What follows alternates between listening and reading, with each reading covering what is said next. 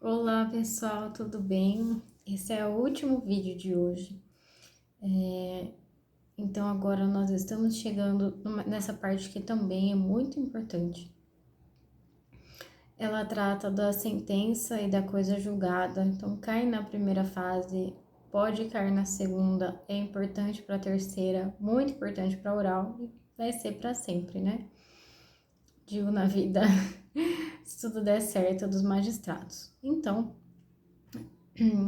vou repassar aqui com vocês. Estou olhando aqui a listinha.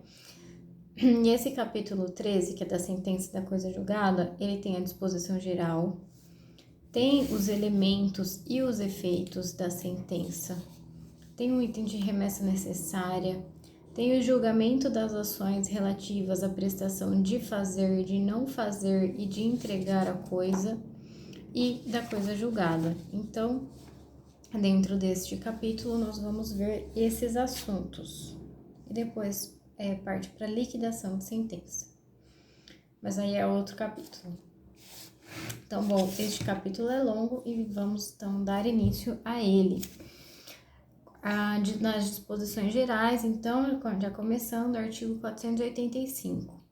O juiz não resolverá o mérito quando indeferir a petição inicial, quando esse aqui caiu em uma prova. O processo ficar parado durante mais de 1 ano por negligência das partes e não 6 meses. 6 meses as partes podem concordar em suspender o processo, como nós vimos. Mas para o juiz extinguir sem resolução do mérito, o processo precisa ficar parado durante mais de 1 ano e por negligência. Por não promover outra hipótese, né? Por não promover os atos e as diligências que lhe incumbir, o autor abandonar a causa por mais de 30 dias. Então, o autor abandonar pelos 30 dias. Quando verificar a ausência de pressuposto de constituição e de desenvolvimento válido e regular do processo. Quando reconhecer a existência de perempção de litispendência ou de coisa julgada. Quando verificar a ausência de legitimidade ou de interesse processual, quando acolher a alegação de existência de convenção de arbitragem ou quando o juízo arbitral reconhecer sua competência, quando homologar a desistência da ação, quando em caso de morte da parte a ação for considerada intransmissível por disposição legal e nos demais casos prescritos neste Código. Nas hipóteses descritas nos incisos 2 e 3, a parte será intimada pessoalmente para suprir a falta em 5 dias. 2 e 3 é aquele caso do processo ficar parado durante mais de 1 ano e por não promover os atos e as diligências que lhe incumbir, o autor abandonar a causa por 30 dias. Então, nesse caso, eu acabei de descobrir o que está refletindo aqui nesse celular. Eu já parei um vídeo, né, que eu comentei isso, ou não? Mas, nossa, toda hora que eu olho pra cá, eu fico vendo uma coisa dourada, e eu tô pensando, mas será que é a luz? Mas como que a luz reflete aqui? É o botão. Ai, gente, me desculpa, mas nossa, tô aliviada que eu descobri o que era. Eu tava aqui distraída, às vezes, com isso. Mas, bom, então, desculpa. Nesses casos 2 e 3, vai ser intimada para pessoalmente suprir em 5 dias. No caso do parágrafo acima, quanto ao inciso 2, que é mais de 1 ano, as partes pagarão proporcionalmente as custas, e quanto ao inciso 3, o autor será condenado ao pagamento das despesas e dos honorários de advogado. O juiz conhecerá de ofício da matéria constantes dos incisos, vamos lá, 4, 5, 6 e 9, em qualquer tempo e grau de jurisdição, enquanto não ocorrer o trânsito em julgado. Então, vamos ver que casos são esses. Quando o juiz pode reconhecer de ofício. Conhecer de ofício. Então, quando verificar a ausência de pressuposto de constituição e de desenvolvimento válido e regular do processo, de ofício. Reconhecer a existência de perempção, de litispendência ou de coisa julgada, ofício. Verificar a ausência de legitimidade ou interesse processual, ofício. Em caso de morte da parte, a ação for considerada intransmissível por disposição legal, de ofício também. Oferecida a contestação, o autor não poderá, sem o consentimento do réu, desistir da ação. Olha só que interessante. Esse parágrafo está aqui no caso da sentença.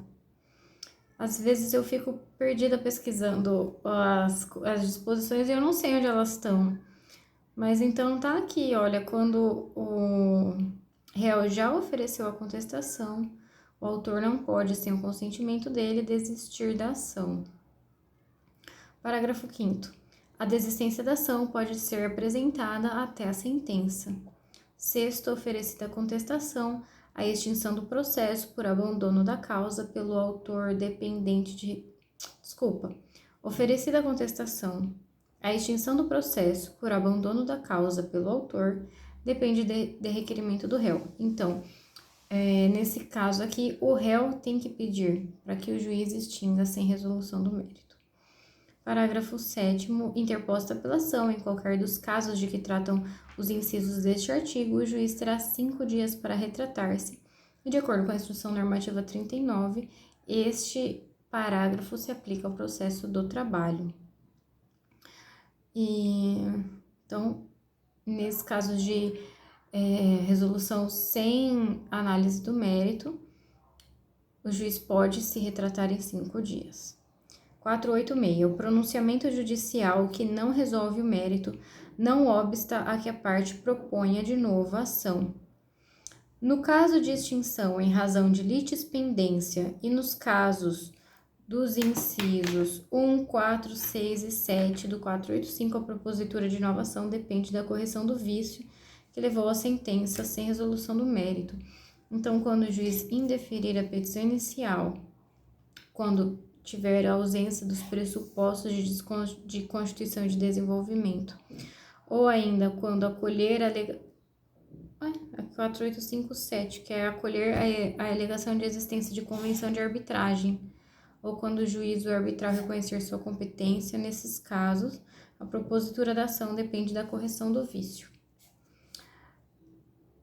Parágrafo 2º. A petição inicial, todavia, não será despachada sem a prova do pagamento ou do depósito das custas e dos honorários de advogado. Olha, isso aqui é importante também. Acredito que é parecido no processo do trabalho, quando o autor não comparece, arquiva e para ajuizar novamente ele tem que arcar com as custas, salvo engano, e temos decisão do STF falando que esse artigo adicionado pela reforma é constitucional.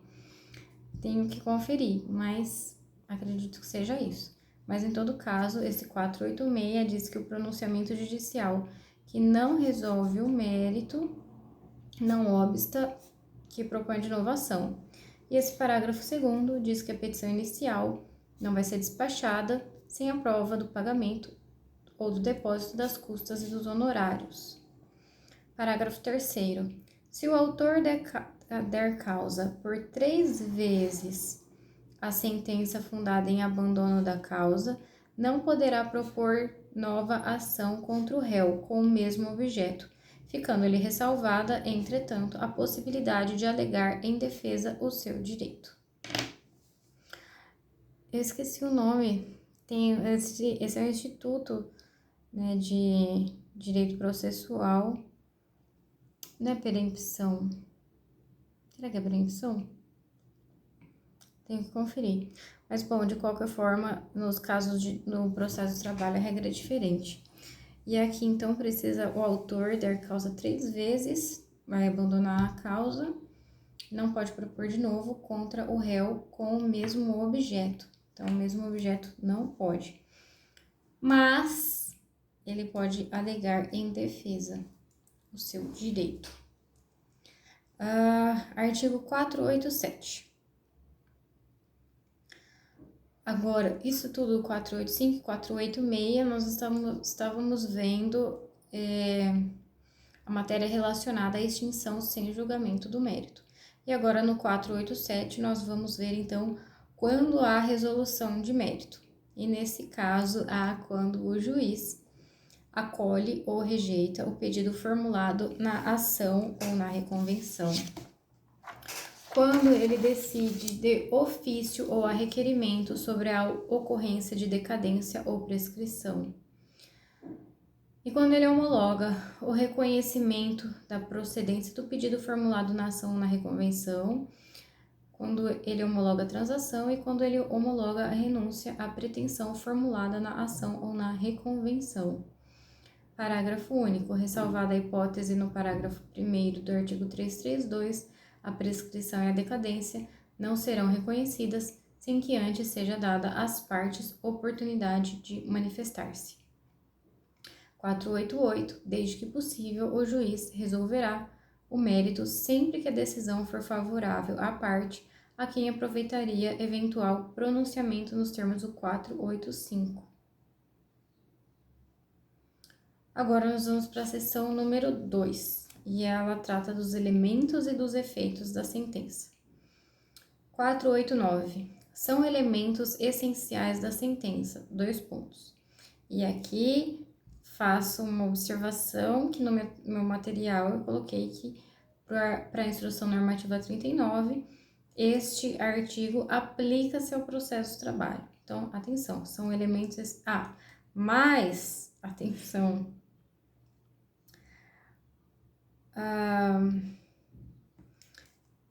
o parágrafo primeiro a gente vai ver mais pra frente, né, daqui a pouquinho.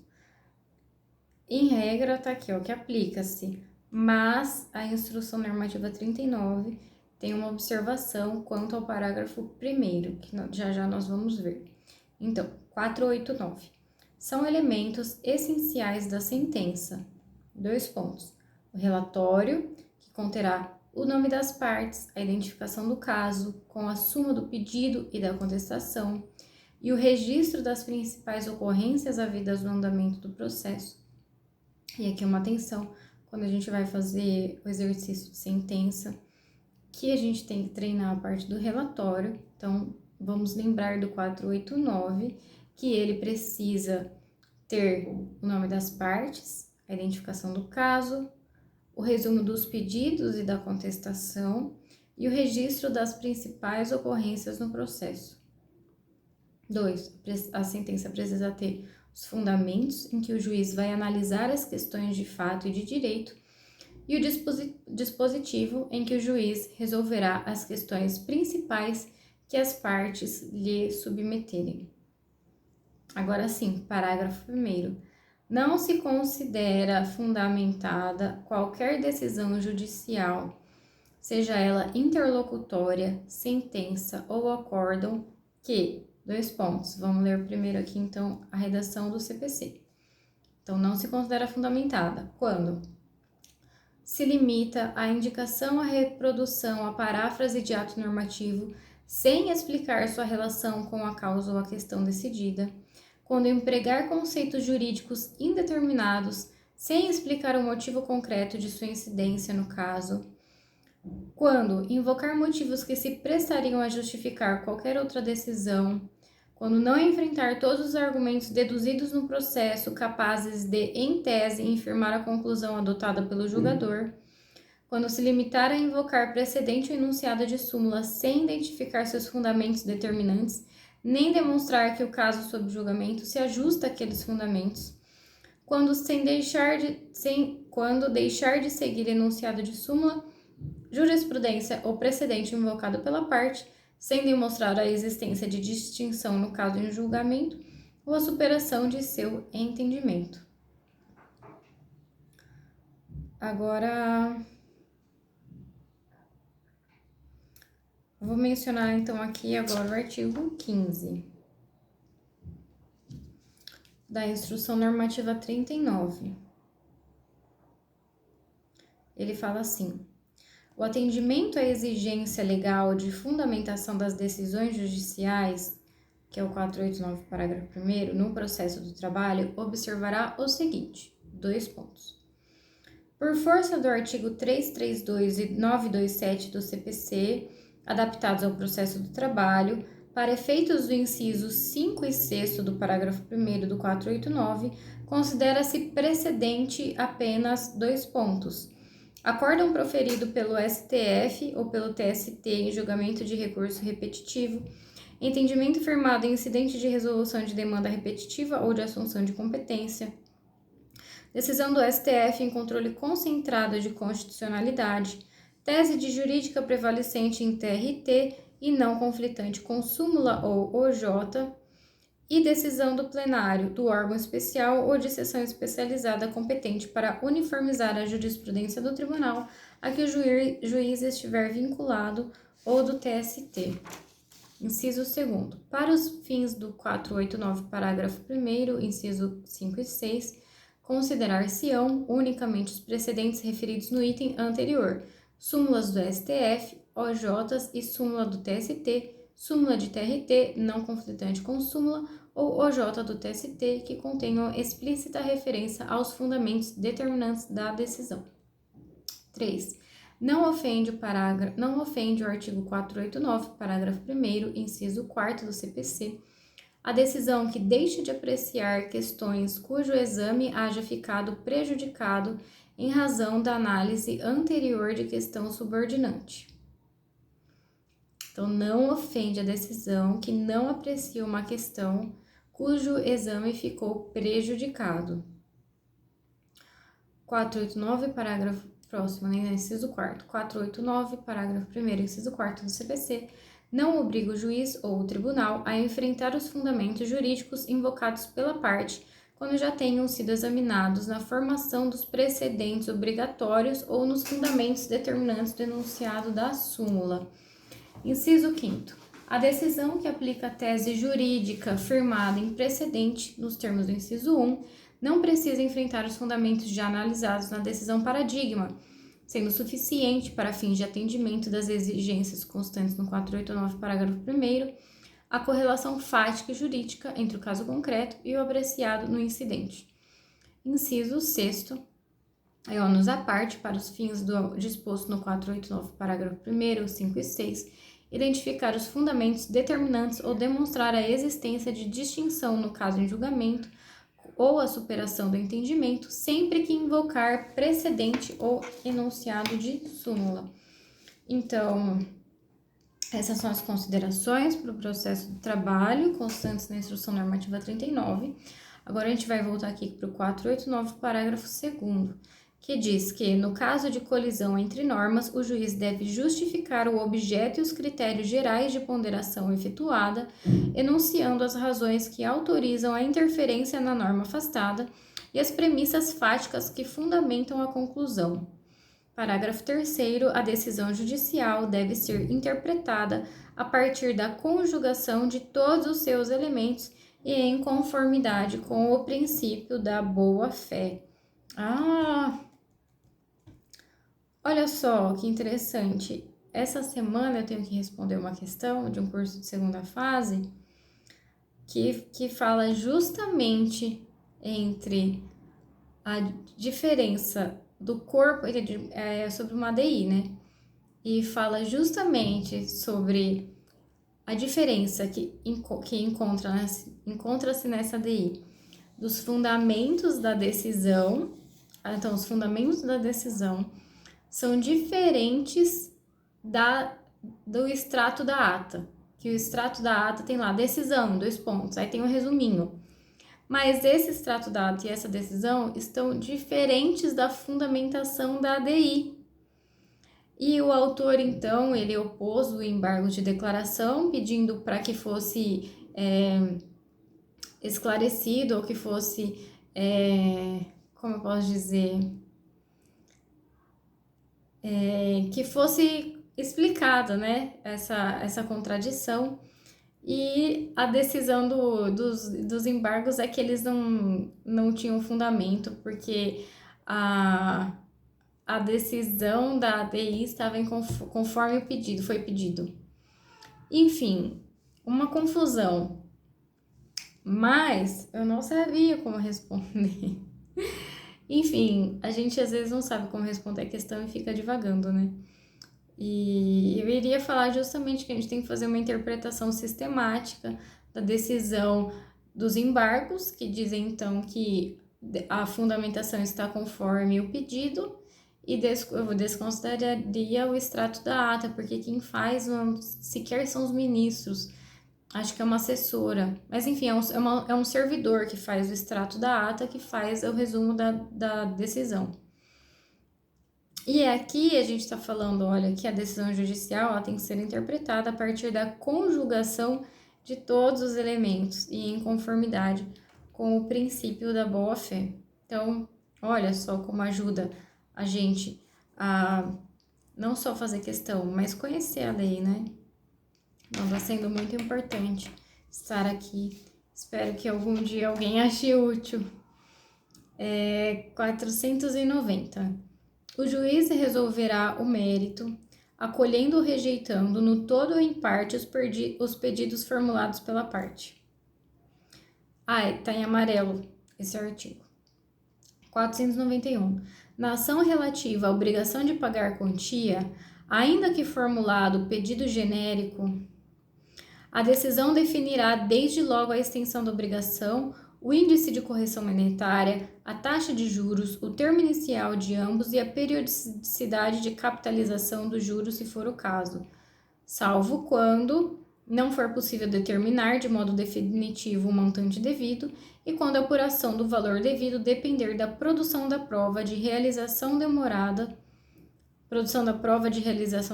ou excessivamente dispendiosa, assim reconhecida na sentença. E aqui uma observação, que nos cursos de sentença da professora Janete, aqui ó, o vídeo, 20 minutos eu já tô falando dela. E começou a chover, por isso que eu tô olhando. Então, tava um dia bonito, agora vai ficar fresquinho. Nos cursos de sentença, às vezes, quando a gente vai fazer sentença e as partes não pedem juros, correção monetária, não pedem a incidência do imposto de renda e contribuição previdenciária, etc, etc, etc, a gente acaba esquecendo.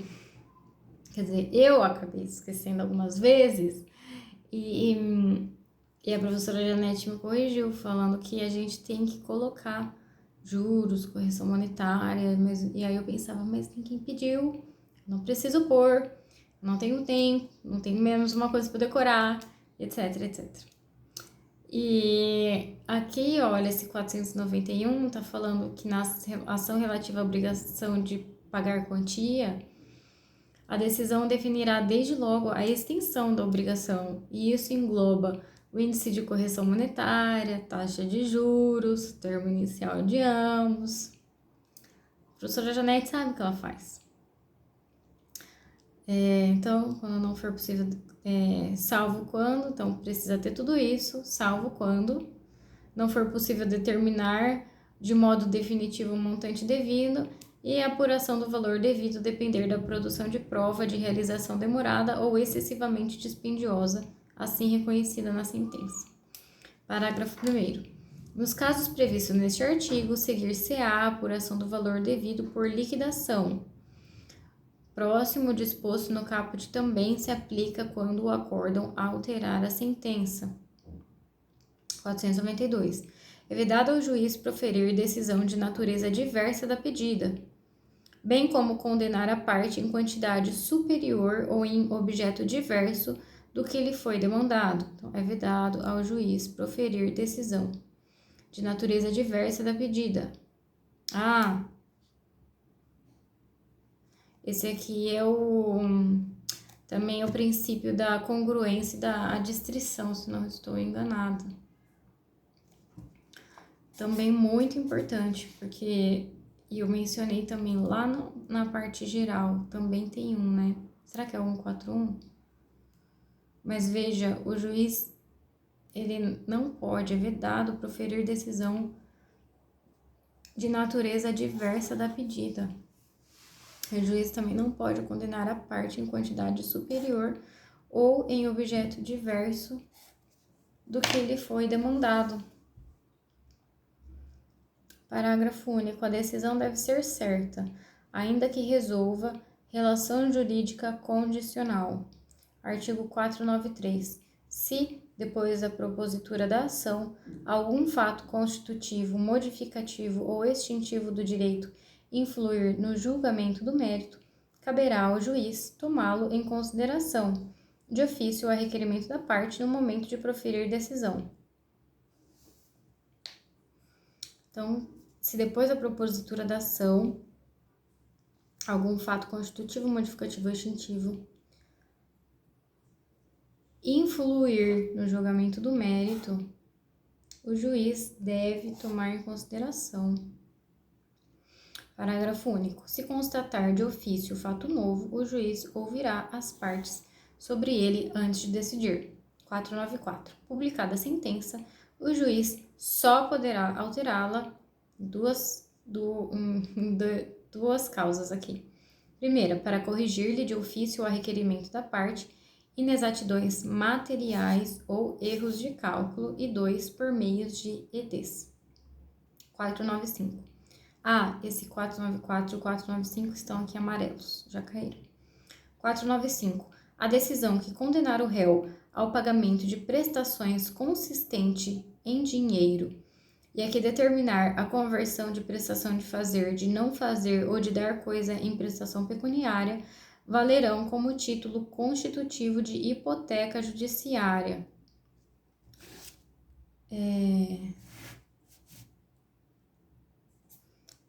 Desculpa, esse artigo aqui realmente é muito importante, que ele está falando da hipoteca judiciária.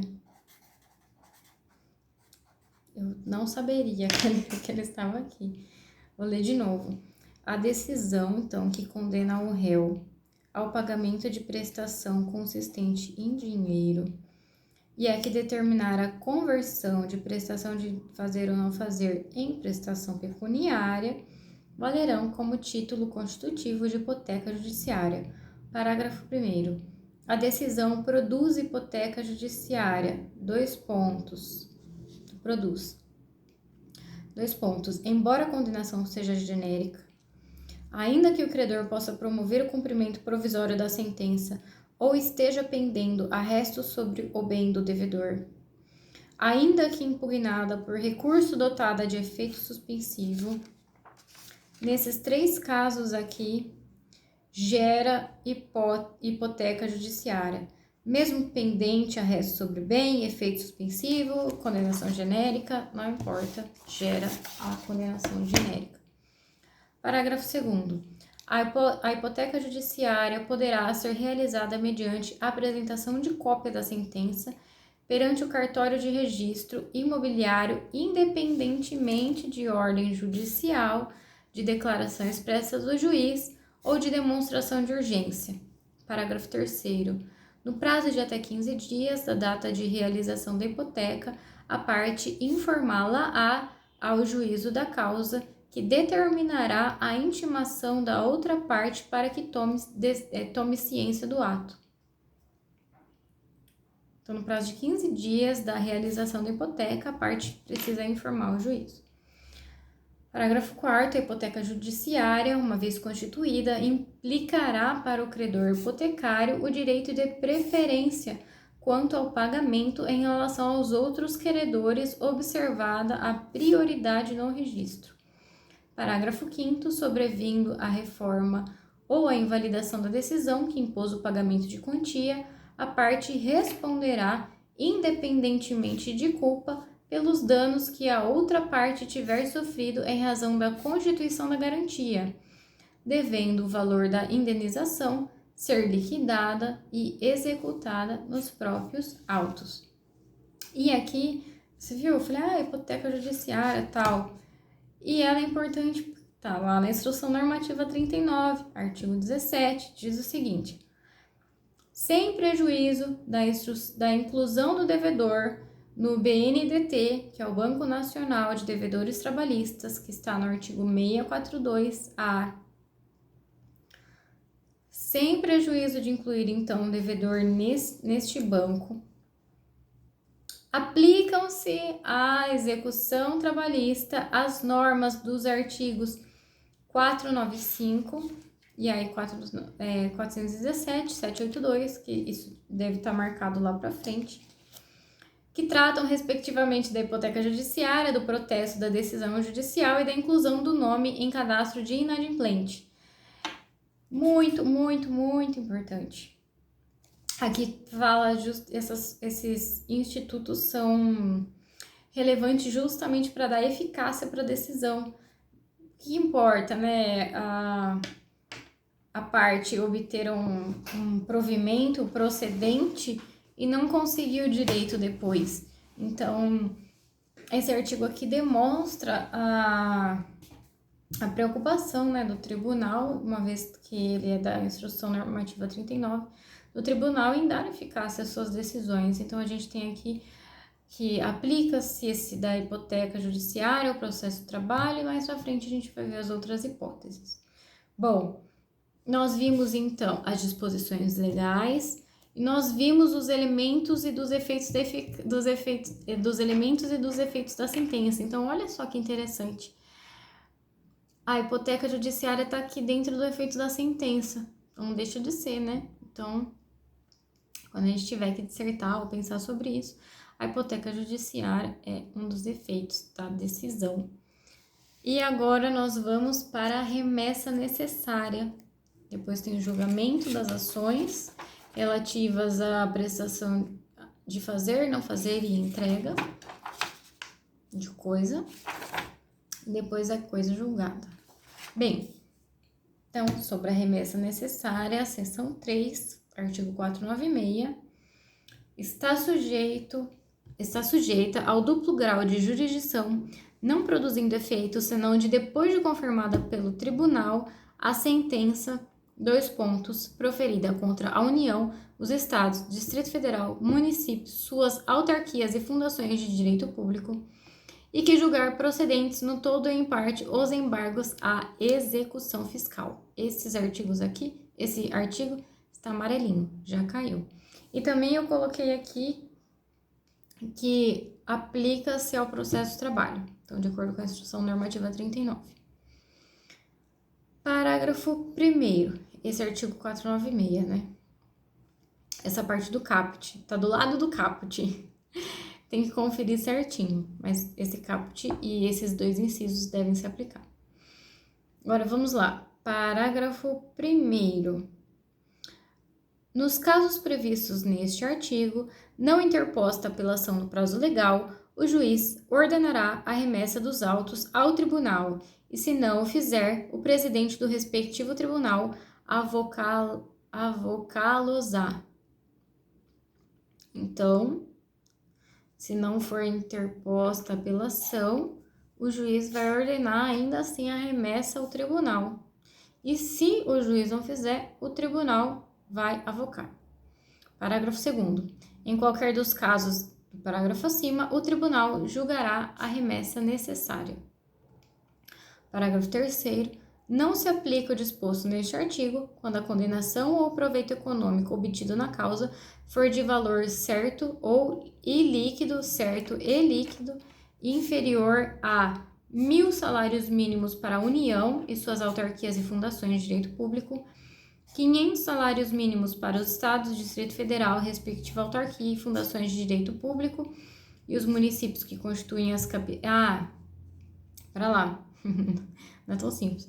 500 salários mínimos para os Estados, para o Distrito Federal, para as autarquias e fundações de direito público deles e para os municípios que estejam nas capitais do Estado, tipo São Paulo. E 100 salários mínimos para os demais municípios e respectivas autarquias e fundações de direito público. Então, 1.500 e 100. Parágrafo 4º. Também não se aplica o disposto neste artigo quando a sentença estiver fundada em 2 pontos. Então, não se aplica, nesse parágrafo 3º fala que não se aplica, e nesse parágrafo 4º diz que não se aplica quando estiver fundada em súmula de Tribunal Superior, acórdão proferido pelo Supremo Tribunal Federal ou pelo Superior Tribunal de Justiça em julgamento de recurso repetitivo.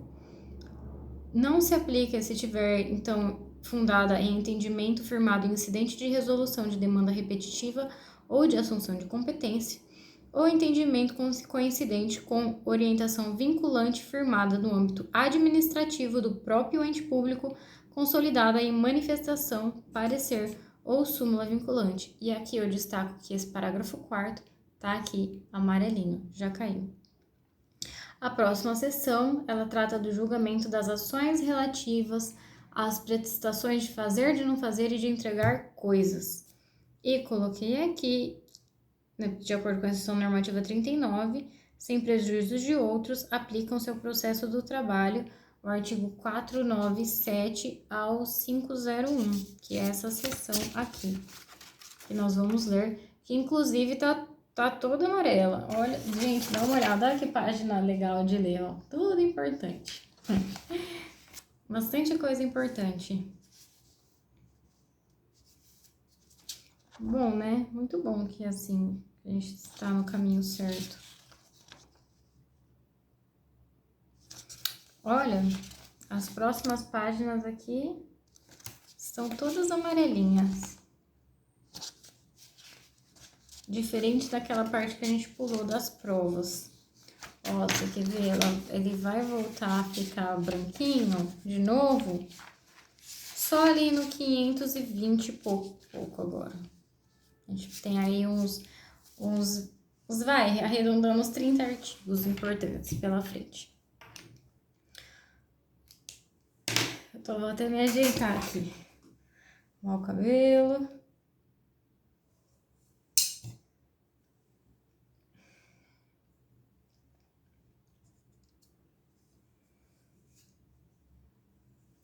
Pronto. Vamos lá ver esse artigo importante. 497. Na ação que tenha por objeto a prestação de fazer, de não fazer, o juiz, se procedente o pedido, concederá a tutela específica ou determinará providências que assegurem a obtenção de tutela pelo resultado prático equivalente. Parágrafo único. Para a concessão da tutela específica destinada a inibir a prática, a reiteração ou a continuação de um ilícito, ou a sua remoção, é irrelevante a demonstração da ocorrência de dano ou da existência de culpa ou dolo. Esse artigo aqui estava no último concurso do MPT. 498. Na ação que tenha por objeto a entrega de coisa, o juiz, ao conceder a tutela específica, fixará o prazo para o cumprimento da obrigação. Parágrafo único.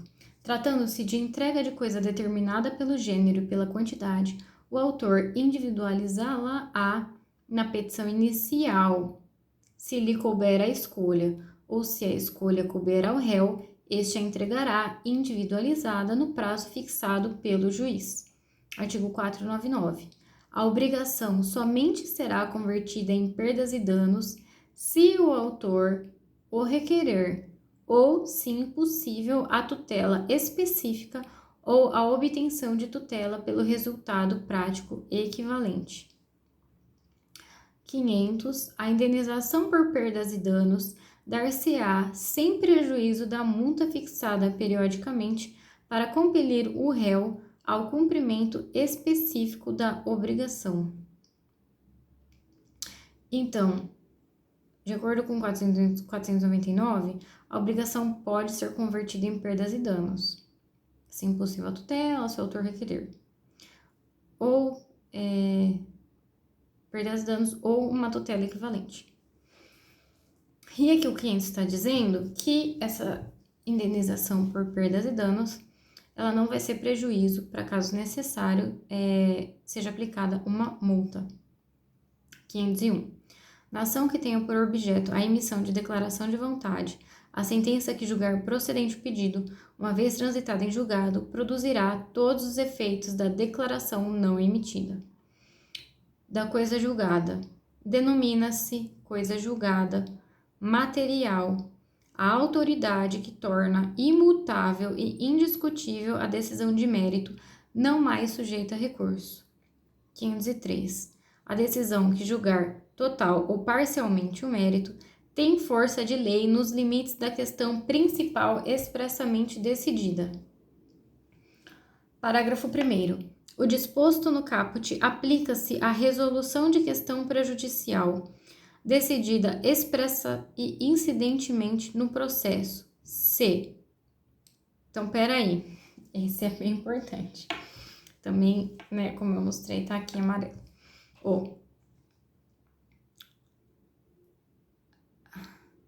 Tem força de lei, de acordo aqui com 503, a decisão que julga o mérito, nos limites da questão principal, que foi expressamente decidida. E também a questão prejudicial, decidida incidentemente, de forma expressa. Se, dessa resolução depender o julgamento do mérito, se a seu respeito tiver havido contraditório prévio e efetivo, não se aplicando no caso de revelia, e se o juízo tiver competência em razão da matéria e da pessoa para resolvê-la como questão principal. Então, são 3 requisitos que a questão prejudicial precisa ter para, mesmo que resolvida de forma incidente, ela tenha essa força de lei. São 3 requisitos. Então, dessa resolução deve depender o julgamento do mérito. A seu respeito deve ter havido contraditório, não se aplica em caso de revelia. E o juiz precisa ter competência, tanto em razão da matéria quanto da pessoa, para resolver a questão. Resolvê-la como questão principal. Parágrafo 2º. A hipótese do parágrafo acima não se aplica no processo que houver restrições probatórias ou limitações à cognição que impeçam o aprofundamento da análise da questão prejudicial. Meu sono. Artigo 504. Não fazem coisa julgada. Tá em amarelinho aqui. Não fazem coisa julgada. Os motivos, e caps lock, aqui, ainda que importantes para determinar o alcance da parte dispositiva da sentença. E também não fazem coisa julgada a verdade dos fatos, estabelecida como fundamento da sentença. 505. Nenhum juiz decidirá novamente as questões já decididas relativas à mesma lide, salvo, se tratando de relação jurídica de trato continuado, sobreveio modificação no estado de fato ou de direito, caso em que poderá a parte pedir a revisão do que foi estatuído na sentença, e nos demais casos previstos em lei. 506. A sentença faz coisa julgada às partes entre as quais é dada, não prejudicando terceiros.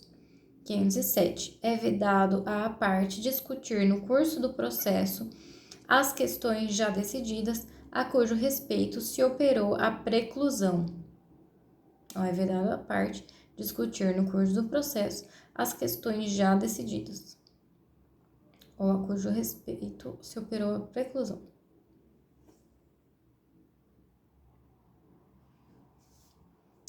Aqui eu coloquei uma observação, A preclusão é a perda da faculdade de praticar um ato pelo transcurso do momento.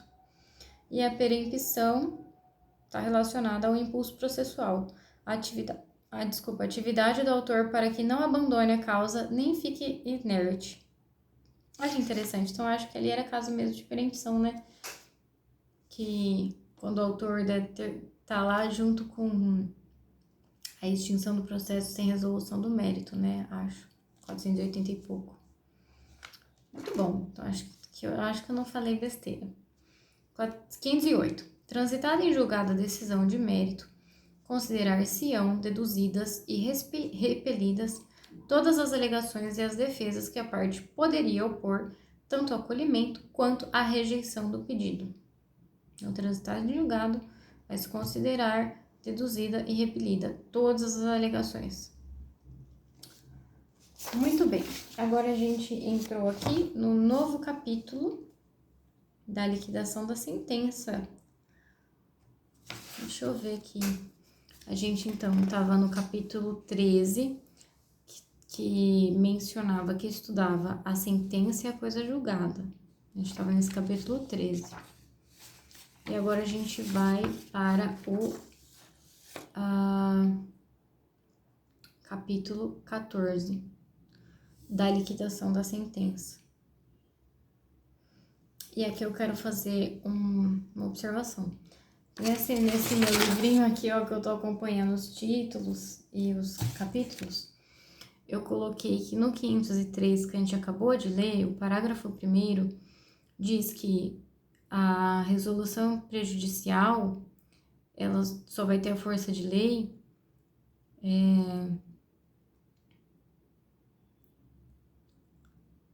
deixa eu ler aqui como que eu coloquei, tá? O disposto no caput, o 503, parágrafo 1º. O disposto no caput aplica-se à resolução de questão prejudicial. E eu errei porque eu coloquei que eu confundi, eu falava que era o fundamento. Então, eu achava que os fundamentos também poderiam ter a força de lei. Mas está errado, não é isso que o parágrafo 1º fala. O parágrafo 1º diz apenas questões prejudiciais. Então, aplica-se a resolução de questão prejudicial.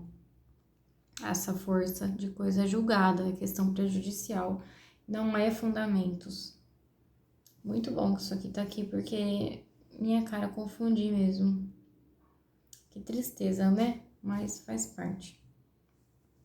Então, esse capítulo agora, 14, nós vamos estudar a liquidação da sentença. Vimos a sentença, coisa julgada, e agora, então, a sua liquidação. Esse 509 aqui está amarelinho. 509. Quando a sentença condenar ao pagamento de quantia ilíquida, proceder-se-á a sua liquidação, a requerimento do credor ou do devedor. 2 pontos. Por arbitramento, quando determinada pela sentença, quando convencionado pelas partes ou quando exigido pela natureza do objeto. Então, para que a liquidação ocorra por arbitramento, são 3 aqui hipóteses por arbitramento. Ou a sentença determina, ou as partes convencionam, ou o objeto da liquidação exige, a natureza do objeto exige. E também a liquidação pode ser feita pelo procedimento comum, quando houver necessidade de alegar ou provar fato novo. Parágrafo 1º. Quando na sentença houver uma parte líquida e outra ilíquida, ao credor é lícito promover simultaneamente a execução daquela e, em autos apartados, a liquidação desta. Então, peraí, quando a sentença houver uma parte líquida e outra ilíquida, ao credor é lícito promover simultaneamente a execução daquela, da parte líquida, em autos apartados da ilíquida. Parágrafo 2º. Quando a apuração do valor depender apenas de cálculo aritmético, o credor poderá promover desde logo o cumprimento da sentença. Então, aqui no parágrafo 2º é importante. Parágrafo 3º. O CNJ desenvolverá e colocará à disposição dos interessados programa de atualização financeira. Parágrafo 4º. Na liquidação é vedado discutir de novo a lide ou modificar a sentença que a julgou. 510. Na liquidação por arbitramento, o juiz intimará as partes para a apresentação de parecer ou documento elucidativo no prazo que fixar e, caso não possa decidir de plano, nomeará perito, observando-se no que couber o procedimento da prova pericial. 511. Na liquidação pelo procedimento comum, o juiz determinará a intimação do requerido da pessoa de seu advogado ou da sociedade de advogados a que estiver vinculado, para, querendo, apresentar contestação no prazo de 15 dias, observando-se a seguir no que couber o disposto no livro 1 da parte especial deste Código. Muito bem.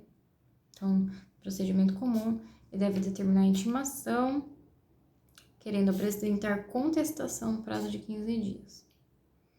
512. A liquidação pode ser realizada na pendência de recurso, processando-se em autos apartados no juízo de origem, cumprindo ao liquidante instruir o pedido com cópias das peças processuais pertinentes.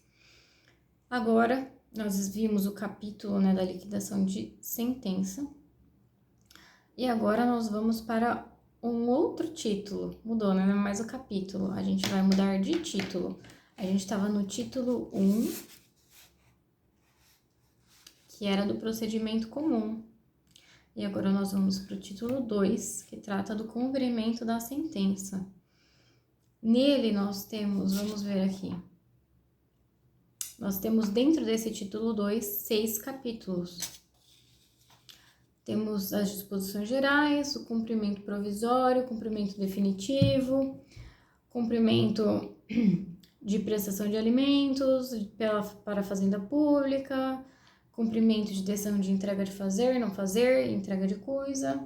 Tudo isso, então, aqui está dentro desse título 2, que dispõe sobre o cumprimento da sentença. Então, já começando as disposições gerais, que é a última coisa que nós vamos ver hoje, né? Estamos aqui com 50, quer dizer, neste vídeo. É a última coisa que eu vou ver hoje de ler, mas nesse vídeo é a última coisa que nós vamos ver hoje. E amanhã a gente então vê o capítulo 2. Então, vamos ver o capítulo 1, que é das disposições gerais. E amanhã vamos ver o capítulo 2 e seguintes, que é do cumprimento provisório da sentença, que trata sobre a obrigação de pagar quantia certa. Então, e reta final, hein? Tá certo? Tá certo. Disposições gerais, artigo 513. O cumprimento da sentença será feito segundo as regras deste título, observando-se no que couber e conforme a natureza da obrigação, o disposto no livro 2 da parte especial deste Código. Parágrafo 1º. O cumprimento da sentença que reconhece o dever de pagar quantia provisório ou definitivo far-se-á a requerimento do exequente. Peraí, vamos ver de novo. 513. O cumprimento da sentença será feito segundo as regras deste título. Tudo bem. Observado no que couber e conforme a natureza da obrigação, o disposto no livro 2 da parte especial deste Código. Vamos ver aqui, se eu acho aqui rapidinho.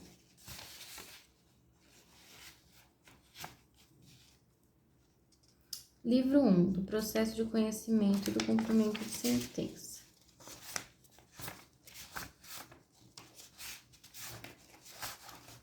Será que acho que o livro 2 ainda não chegou, né? O livro 2 é o do processo de execução. Muito bem. Então, no que couber e conforme a natureza da obrigação, o cumprimento de sentença pode, então, observar o processo de execução, que é o livro 2. Deixa eu colocar aqui. Processo de execução. Muito bem. Parágrafo 1º. O cumprimento de sentença que reconhece o dever de pagar quantia, provisório ou definitivo, far-se-á requerimento do exequente. O exequente precisa pedir, então, o cumprimento de sentença. Parágrafo 2º está em amarelo. O devedor será intimado para cumprir a sentença a 2 pontos. Pelo diário de justiça, na pessoa de seu advogado constituído nos autos, por carta com aviso de recebimento, quando representada pela Defensoria Pública ou quando não tiver procurador constituído nos autos, ressalvado o inciso 4º, que é por edital, quando ele é citado na forma do 256, se ele tiver sido revel na fase de conhecimento. E voltando aqui, inciso 3, também pode ser por meio eletrônico, quando no caso do parágrafo 1º do artigo 246, não tiver procurador constituído nos autos. Então, em regra, vai pelo Diário Oficial de Justiça, por carta com AR, por meio eletrônico e por edital. Agora, parágrafo 3º. Na hipótese do parágrafo 2º, dos incisos 2 e 3, considera-se realizada a intimação quando o devedor houver mudado de endereço sem prévia comunicação ao juízo, observado o disposto no parágrafo único do artigo 274. Parágrafo 4º. Se o requerimento a que alude o parágrafo 1º for formulado após 1 ano do trânsito em julgado da sentença, a intimação será feita na pessoa do devedor, por meio de carta com aviso de recebimento encaminhada ao endereço constante nos autos, observado o disposto no parágrafo único do 274 e no parágrafo 3º deste artigo. Parágrafo 5º. O cumprimento da sentença não poderá ser promovido em face do fiador, do coobrigado ou do corresponsável que não tiver participado da fase de conhecimento. Importante aqui, olha, vou ler de novo. O cumprimento da sentença não pode ser promovido em face do fiador, do coobrigado ou do corresponsável que não participou da fase de conhecimento. Artigo 514. Quando o juiz decidir relação jurídica sujeita a condição ou termo, o cumprimento da sentença dependerá de demonstração de que se realizou a condição ou de que ocorreu o termo. Quando o juiz decidir a relação jurídica sujeita a condição ou termo, o cumprimento de sentença vai depender da demonstração de que ocorreu essa condição ou termo. Agora, olha, esse artigo 515 está amarelo todinho. E o 516 também. Então, se vocês estão pintando, grifando ou marcando, bem importante 515 e 16. 515 são títulos executivos judiciais cujo cumprimento dar-se-á de acordo com os artigos previstos neste título. 2 pontos. As decisões proferidas no processo civil que reconheçam a exigibilidade de obrigação de pagar quantia, de fazer, de não fazer ou de entregar coisa. A decisão homologatória de autocomposição judicial, a decisão homologatória de autocomposição extrajudicial de qualquer natureza. O formal e a certidão de partilha, exclusivamente em relação ao inventariante, aos herdeiros e aos sucessores, e a título singular ou universal, O crédito de auxiliar da justiça, quando as custas, emolumentos ou honorários tiverem sido aprovados por decisão judicial. A sentença penal condenatória transitada em julgado, a sentença arbitral, a sentença estrangeira homologada pelo STJ, a decisão interlocutória estrangeira após a concessão de exequatur à carta rogatória pelo STJ. Então, a sentença estrangeira, quando homologada pelo STJ, a decisão interlocutória estrangeira após a concessão do exequatur, a sentença arbitral a penal, ela é quando transitada em julgado, então, sentença penal transitada em julgado. Crédito de auxiliar da justiça, custas, honorários que tiverem sido aprovados por decisão judicial, formal certidão de partilha, homologação da autocomposição judicial e extrajudicial e decisões proferidas no processo, que reconhecem a exigibilidade de obrigação de pagar quantia, fazer, de não fazer, de entregar. Isso tudo é título executivo judicial. Agora vamos lá. Nos casos dos incisos 6º a 9º, o devedor será citado no juízo civil para o cumprimento da sentença ou para a liquidação no prazo de 15 dias. Nos incisos 6º a 9º é que sentença penal transitada em julgado, sentença arbitral, a sentença estrangeira e a decisão interlocutória. Então, ele vai ser citado no juízo civil para cumprir a sentença ou para a liquidação. Parágrafo 2º. A autocomposição judicial pode envolver sujeito estranho ao processo e versar sobre relação jurídica que não tenha sido deduzida em juízo. Muito importante. O que ele está fazendo aqui? A gente está no cumprimento de sentença, né? Disposições gerais do cumprimento de sentença.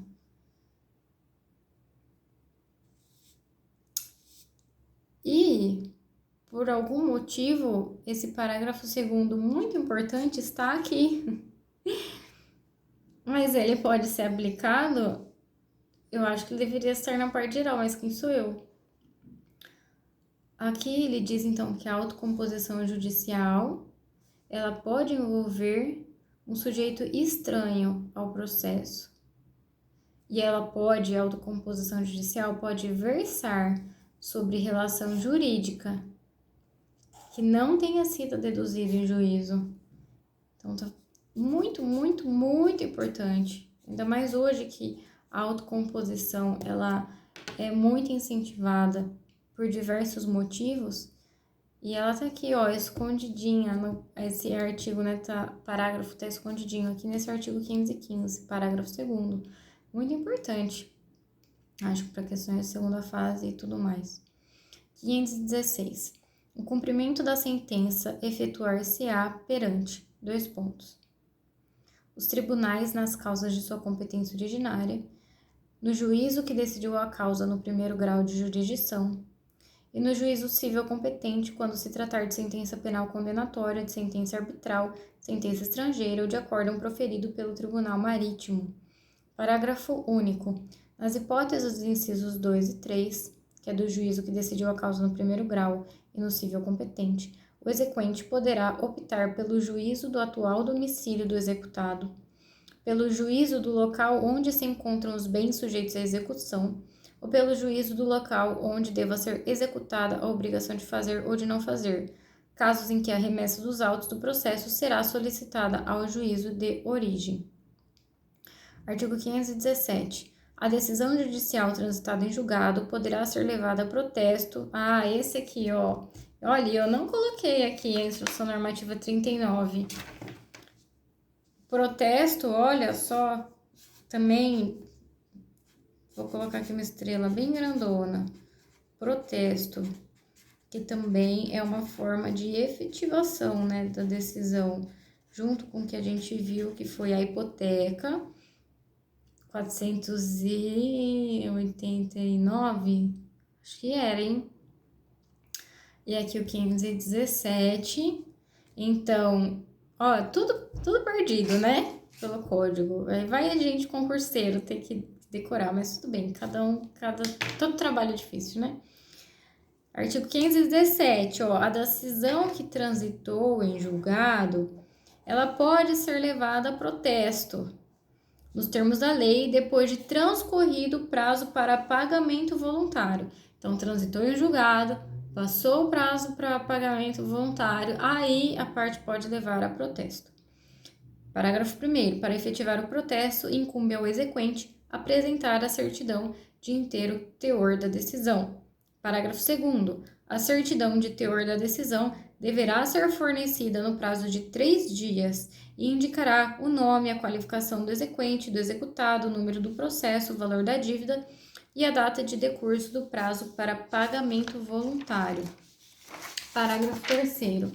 O executado que tiver proposto ação rescisória para impugnar a decisão exequenda pode requerer às suas expensas e sob sua responsabilidade a anotação na propositura da ação à margem do título protestado. Então, o executado que propôs ação rescisória para impugnar a decisão exequenda pode requerer que seja anotado à margem do título protestado essa ação rescisória. Parágrafo 4º. A requerimento do executado, o protesto será cancelado por determinação do juiz, mediante ofício a ser expedido ao cartório no prazo de 3 dias, contado da data do protocolo do requerimento, desde que comprovada a satisfação integral da obrigação. Artigo 518. Todas as questões relativas à validade do procedimento de cumprimento da sentença e dos atos executivos subsequentes poderão ser arguidas pelo executado nos próprios autos e nestes serão decididas pelo juiz. Então, todas as questões relativas à validade desse cumprimento de sentença e dos atos executivos poderão ser arguidos pelo executado nos próprios autos. 519. Aplicam-se as disposições relativas ao cumprimento da sentença provisória ou definitiva e à liquidação, no que couber, as decisões que considerem tutela provisória. Então, no cumprimento de sentença, tanto provisório, definitivo e também nos casos de liquidação, aplica-se no que couber as decisões que concederem a tutela provisória. E acabou por hoje aqui em gravar vídeos. Então, o próximo a gente vai entrar, vimos as disposições gerais, vamos entrar nos próximos agora do cumprimento em si da sentença. Uma parte muito importante que às vezes a gente, concurseiro trabalhista, não estuda tanto a fundo, porque nós não temos, né, no processo do trabalho essa parte, e acaba às vezes passando desapercebido. Mas então a gente vai resolver essa questão, iremos resolvê-la nos próximos vídeos. Até lá!